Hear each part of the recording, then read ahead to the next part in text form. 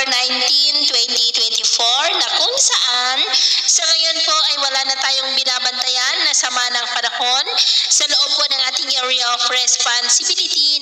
Nakalayo na po ang bagyong Pepito. Mayroon pong mahinang daloy ng amihan o yung tinatawag po natin na northeasterly surface wind flow na umaabot na po dito sa northern part ng Northern Luzon at easterlies naman ngayon ang umiihip sa silangang bahagi po ng ating bansa.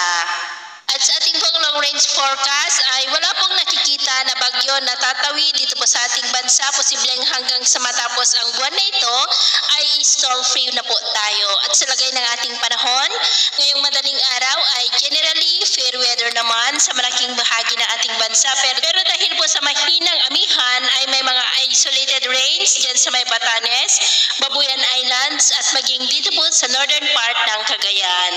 At dahil naman po sa mga localized thunderstorm, dulot naman ng easterlies ay may mga isolated rains sa ilang bahagi ng Quezon, Eastern Samar, ilang bahagi ng Leyte, Dinagat Island, Surigao del Norte, Davao Oriental, Mati, Zamboanga at Sulu Archipelago.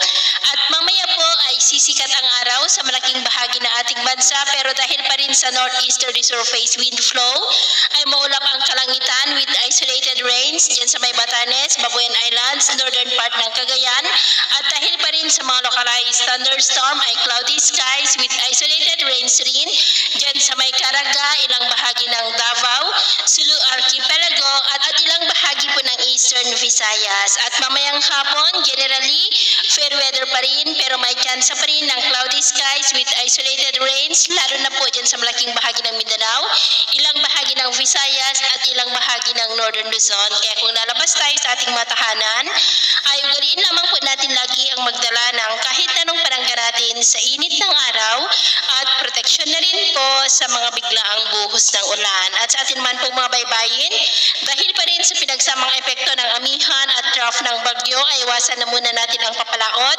sa seaboard po ng Batanes, Babuyan Island seaboard at seaboard ng Kanluran ng Northern Luzon at Cagayan seaboard dahil ang mga alon dyan ay posible po na aabot hanggang sa 4 to 7 meters height. Kaya hanggat maaari ay iwasan na po muna natin ang papalaot dyan sa mga may kulay pula para mas makaiwas sa mga sakunang pangkaragatan. So ito po lang latest